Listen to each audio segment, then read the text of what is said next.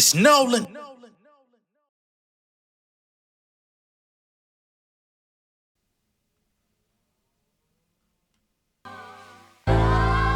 Yeah, tell him I preach to the choir.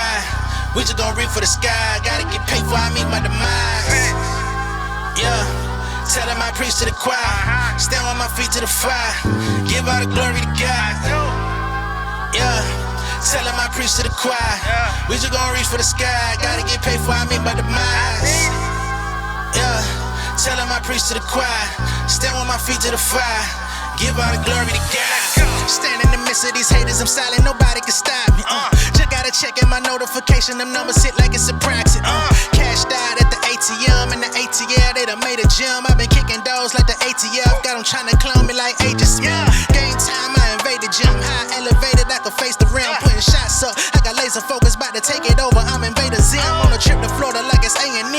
Who that nigga, man, they say I'm him. Spit the truth, never wasting film, I can fill the pool, we gon' make them swim. Nigga front you some money, I just got a bag. Even Knievel, I still in my dad. Sweet to your people, before we hit your peephole and beam your burrito, nigga, that's a rap. I must have put my team up on the map. Army fatigue, I really got the scrap. Watch your demeanor for you take a nap. They call me Lupita, boy, I'm finna black. They been looking for me, but I'm here now. Everything I wanted, I've been getting. Separated from them fake niggas, never played a second, I'm a man. Had to struggle on the back road, in a trailer park, I was living. Nowadays a nigga winning, only use a phone to talk business. Yeah. Tell him I preach to the choir. We just gon' reach for the sky. Gotta get paid for I meet my demise. Yeah. Tell him I preach to the choir. Stand on my feet to the fire. Give all the glory to God. Yeah. Tell him I preach to the choir. We just gon' reach for the sky. Gotta get paid for I meet my demise. Yeah. Tell him I preach to the choir. Stand on my feet to the fire. Give all the glory to God. What's going on, beautiful people? It's the kid J Nolan here. Welcome back to another episode of Inside the Industry, your number one source for music, entertainment, commentary, and breakdowns. Hope everyone is doing well on this Wednesday.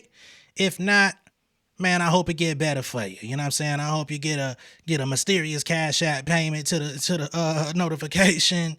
You know what I'm saying? I hope you get paid early this week.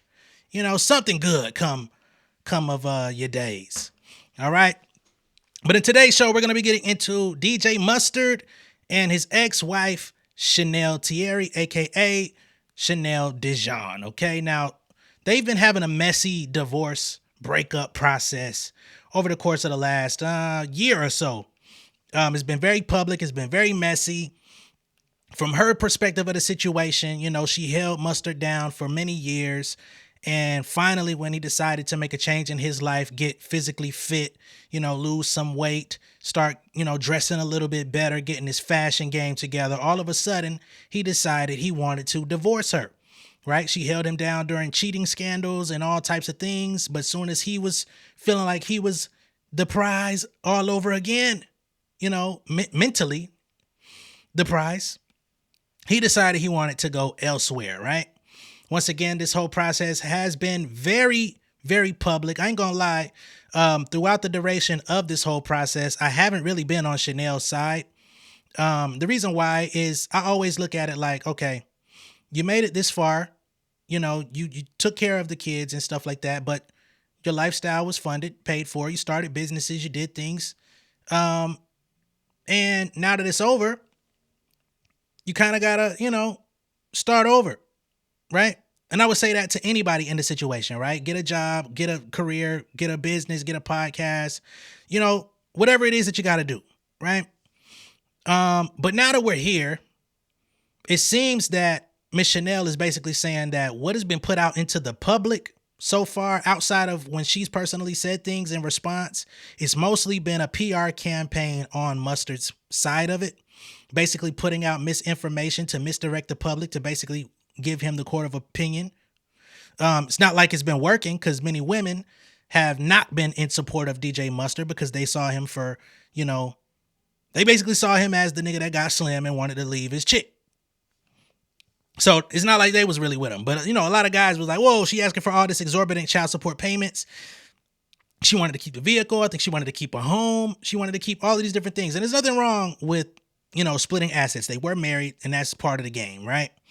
But it did come across as she wanted a lot without having to, get out here and find her way like everybody else in this world, right? But again, that's how it seemed. And I can admit that I was overtaken a little bit by the figures, a little bit by the smoke and mirrors per se, But she's coming out with screenshots and texts to show that not only was he putting out information via blogs and stuff like that, but she's also saying that he faked a cancer scare in order to try to make her stay, even after he had already filed paperwork for the divorce, claiming he wanted to fight to make it right. I guess after she decided that she wanted to file her own petition for what it is that she wanted, he started to sing a little different tune, and we're not talking about a minor. All right. So now that the divorce has been settled, it is complete. They were building together in a suburban LA neighborhood of Chatsworth prior to their split. So he will be keeping that home. He will be keeping multiple vehicles, including a 2022 Maybach, a 2018 Lamborghini Aventador, a 2022 Cadillac Escalade, a 2022 Rolls-Royce Cullinan, a 2019 Lamborghini Urus, a 1960 Chevy Impala, and 4 different motorcycles. I didn't even know this nigga was riding on motorcycles. I know he liked to wear the motorcycle jackets, but I had no idea. He will also, like I stated before, keep the mansion that they were building together. They will share joint legal custody of their 3 children, but he will still be paying her $24,000 per month in child support. He's also going to be paying her a one-time buyout for spousal support of $315 and a one-time equalization payment of $275,000 since she didn't retain any of the properties that they had gotten together during the marriage. I didn't speak on this stuff the other day when it came out because I was like, I talked about this stuff, but it ain't really all that deep. But now she's coming out saying that he had a devious plan. So let's just see what we got here. All right. Now, initially, when she came to social media with this stuff, she says, shit, I might as well goddamn show it to you. But, hold on, y'all. So Miss Chanel says, although I wasn't going to say anything, being silenced is something I literally fought not to be. This ruling was made back in July. She said, I went to Belize to celebrate right after. Now the week I turned the car back to its owner, all of my business is in the blog. So she said that this happened way back in July. It had been made quiet. It happened behind the scenes. Nobody was really in a situation like that. She says, of course, I know these things are public info. I got that part. But the fact I knew you would be so petty to let everyone know you, quote unquote, took the car and acted as if my back CS, as in child support, was payment for the car. And it's not. It's just that back child support. Okay. So they were having some disputes about how much money he should pay in child support. I think during the time where she was petitioning for more, the judge actually ruled that she should get a little bit less than what it was that was actually predetermined. So she did kind of play a little bit of she kind of played herself in the midst of all of this. But in the end, she got what she needed. Now, when you say back child support, that means that at some point he must have been not paying, right? I guess in the process of trying to negotiate, he was not paying anything to try to get it rectified and would pay back what was needed once they found the figure. That's what I'm guessing. I know she wanted to do a complete audit of his finances, his record sales, his royalties, and bank statements and everything. And of course, with him having as big of a year as it was this year, she was really on his ass because last year was totally different. Mustard was pretty much chilling. He didn't have a new album out. He didn't have Night Like Us out. It was a little bit quiet for him. It had been a few years since we had a Mustard on that beat whole moment. 2024, he's been ruling the year off one record, and the record ain't going nowhere in 2025. So yeah. She dropped the Akron hammer on your ass, sir.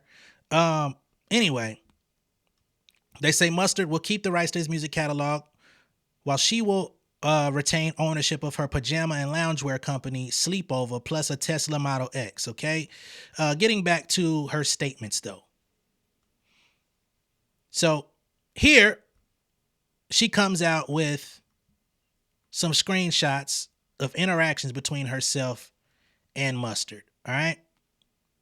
So she says, playing the quote-unquote silent role while intentionally dragging me through hell for 2 years. You promised you would make divorce hell for me, and you did. I have the text messages still. You made sure your PR team dragged this play each way to make me look bad for 2 years, and you still are doing it. Please leave me alone and stop using me for publicity and record sales. Check the date. After he filed in May 2022, he claimed to have cancer to make me stay in the house. I left in July. Of course, no cancer. All right? So that's where we start getting to the juice of it all, I guess you could say, right? Because all of this took place in 22. We're now in 24. I wasn't made privy to all of this stuff till 23. I won't lie. But she says it's been hell, and that was exactly what he promised, right? So let's try to zoom in a little bit and get to these texts if we can. Hopefully this shit don't get too pixelated on my ass. All right? So we'll start from the left here. I believe that's Mustard in the gray area, saying, I'd appreciate if you stop trying to gas like me, you clown ass bitch. Now you know when you talk like that to a woman, and it come out that you talking like that to a woman, they gonna be on your ass, sir. Sheesh, capiche. Clown ass bitch, he says. Make sure our son don't fall, clown. Or is that fall down? I think he said clown, though. I ain't bother you not once. Stop fucking trying to gaslight me. I don't know what she's gaslighting him about, but I think he reached out to her and she didn't give him the response that he wanted. He says, I promise to God, you can do all the ignoring you want, but I ain't gonna say it again. Stop trying to purposely fuck with me. Leave me alone. I ain't bothering you. I would have never hit your evil ass if my son was answering his phone. You're the last person I want to hit. Please, just stop trying to get under my skin. I don't need that. You didn't have to even answer. Just relay the message and move on. All that thumbs up shit is just to fuck with me. Clown shit. I swear to God, if I really have this shit, I'm gonna make you eat this shit. And I'm guessing he's saying, if I really have cancer. So she's in the... So again, just for a refresher, he filed divorce. Shortly thereafter, they start, trying to figure out what's going on. She getting her shit together to leave. He then hits her with, hey, I might have cancer or something, so just make sure, you sure you want to leave? Basically, she says, hell the fucking yeah. You said you ain't want me no more. You don't want me, then don't talk to me. Go ahead and free yourself. So, furthermore, he says, devil ass bitch. I'm going to make you feel all this shit. Watch.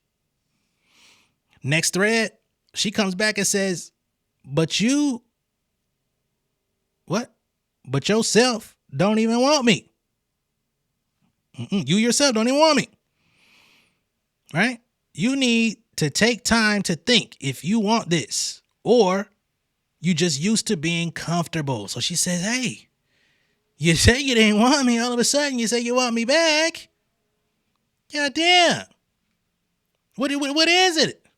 Can't play me like a yo-yo. He comes back and says, the fact that you really telling me fuck me and my feelings is really crazy and hurtful, and it's really evil. I love you and I'll fight as hard as I can to keep my family, but I honestly don't think I can fight alone. I can't fight for someone that don't want me. That's constantly trying to hurt me or get me back for mistakes I've made.